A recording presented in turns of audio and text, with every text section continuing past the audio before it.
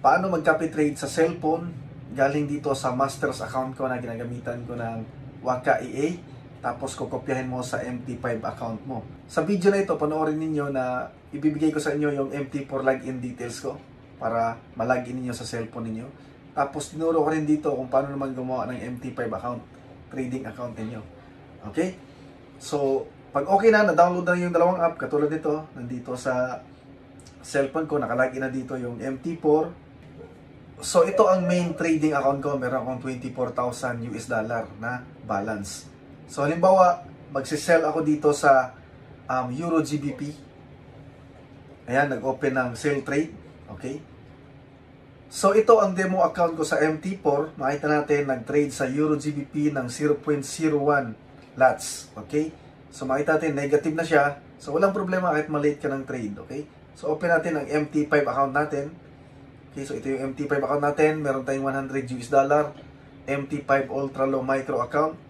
So, punta tayo sa quotes. Tapos, hanapin natin dito or idagdag natin ang Euro GBP kapag hindi mo siya makita dito. So, nalagay ko na kasi yan, kaya makita natin dito yung Euro GBP. Kapag hindi nyo nakita, dito lang, tapos i-search niyo. Okay? So, yan, makita natin Euro GBP M hashtag kasi Ultra Low Micro yung account natin. Punta tayo sa chart. Okay, so ito yung chart ng Euro GBP. So, gagayahin natin na yung trade galing sa MT4. Okay, so yung lot size dito sa MT4 ay 0.01. So, ito yung conversion. Standard account kasi itong nasa MT4 kasi 1,000 US dollar yung capital dito. So, ang 0.01 standard lots, ang katumbas nun ay 0.1 micro lots. So, yung account kasi natin ay micro, so micro lots. So, ang trade ay 0.01. Okay, so mag-trade tayo ng 0.1. Okay, micro lots. So, ang trade ay sell. Makita natin, Euro GBP sell. So, dito, lagyan natin dyan 0.1. Yan yung lot size ka-trade ha. Yan yung lot size. Click natin ang sell. Check natin to, accept. Okay? So, check natin dito sa trade kung meron na. Ayun, wala pa. So, click natin ulit ang sell. Ayan. So, makita natin may trade na tayo kapag lumabas na yung line na yan, sell. Sa may arrow na. Okay? Pwede din lakihan yan. Tapos, check natin sa trade. Makita natin may trade na tayo sa Euro GBP. Okay? So, nakopya natin ang trade dito sa MT4. So, paano magkaroon ng profit dito sa account natin sa MT5? Kapag nag-profit na yung trade dito sa MT4, makuklose na yan, mapupunta dito sa history. Kagaya ngayong araw, ito yung mga trades ngayong araw. So, pag tinignan mo, wala na dito sa trade, nandito na sa history, ibig sabihin na close na yung trade. So, ang gagawin mo, i-manual close mo siya. Pipindutin mo lang yan, i-hold mo, tapos i-close position mo lang siya para ma-close mo yung trade. Kapag may profit na. Okay?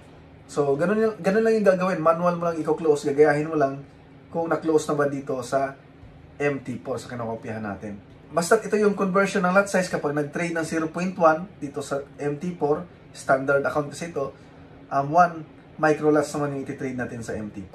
Late entry, paano naman kung na-late tayo, pag-check natin sa MT4, meron na siyang trade. Okay, anong gagawin? Pwede pa bang mag-copy? So, kung negative yung trade, pwede pang kopyahin natin. Halimbawa, ito, negative yung trade. Kung isa yung trade, isa ko kopyahin natin basta negative. Kung maraming trade na negative, pwedeng kopyahin natin lahat ng trade, maraming trade. Pero kung yung trade ay positive na, kagaya ito sa CAD CHF, so hindi na advisable na kopyahin natin. Okay, hintayin mo na mag-negative. Pero kung titingnan natin dito sa chart, ito kasi yung TP niya, yung kulay red sa taas. Kapag dumating dyan, mag-close yung trade with profit. So nakita natin na wala pa naman sa kalahati, pwede pa rin humabol. Pero ang advisable na hintayin negative or hintayin na lang yung next trade. So, mas maganda ka trade kapag negative yung trade, naabutan yung negative, yung trade na late kayo, or mas malaking negative, mas maraming negative na trade bago kayo nag-enter, bago nyo kinopya. So, ibig sabihin nun, mas maganda yon kasi mas malaki yung magiging profit ninyo. So, ito, kopyahin ko na kasi wala pa naman sa kalahati. Ang lot size strategy ng EA, ina-add niya yung open trade lot size.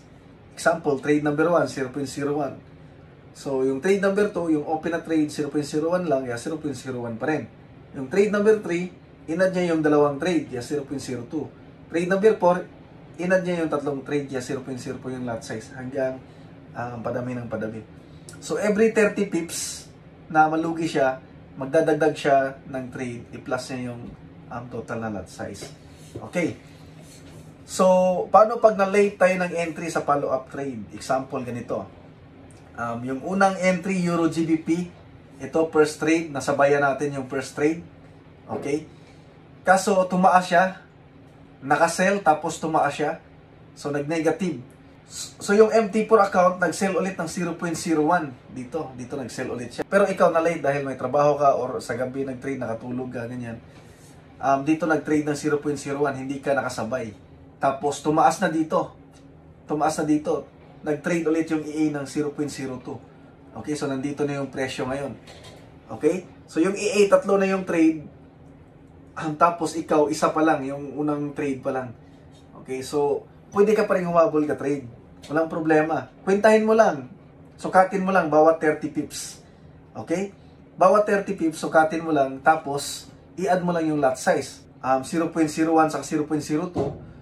So, dito sa taas, i-trade mo na dito yung 0.01. I-trade mo na rin yung 0.02.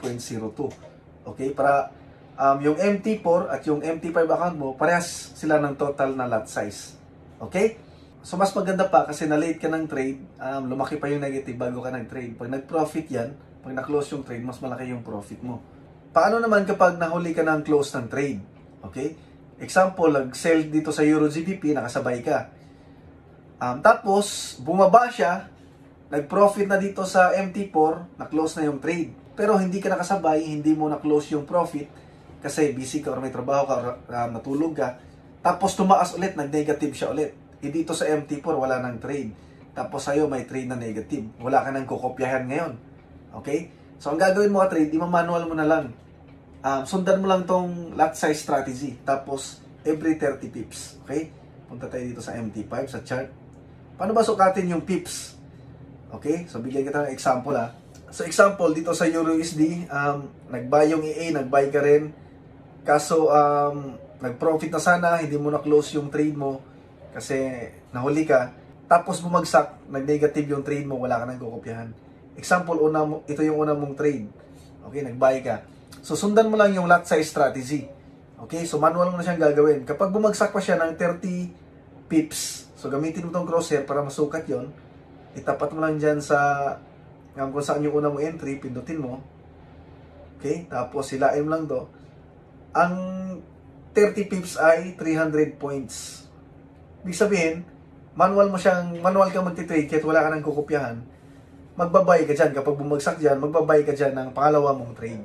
So, yung pangalawang trade, ito yung lot size strategy. I-convert mo lang sa microlots. So, pangalawa mong trade, 0.1 microlots.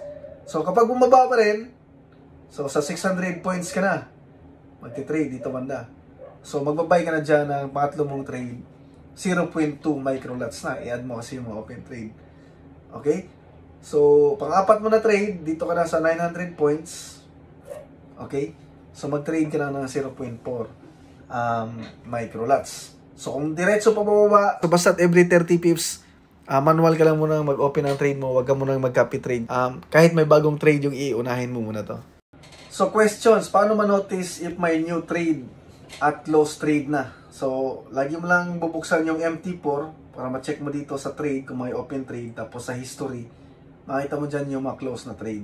Tapos dito rin sa Bibiano Forex Private Telegram, dito sa Waka EA Copy. So, nagpo-post din tayo ng updates dito, pati yung ibang trader. Kung may mga tanong ka, mag-chat ka lang din dito. Pwede bang mag-add ng lots?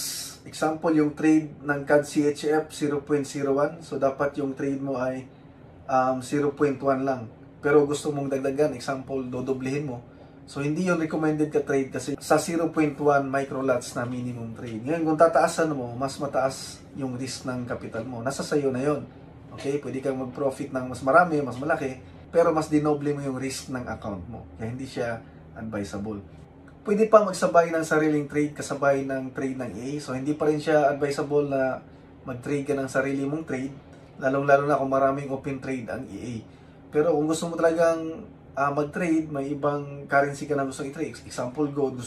Gusto mo mag-trade kahit maliit na lot size. So, siguro, mas maganda yung isa lang yung trade ng EA or kunti lang yung trade ng EA. Pwede mong sabayan ang sarili mong trade. Okay, pero hindi advisable. Kung gusto mo, mag-open ka na ng ibang trading account para sa sarili mong trade.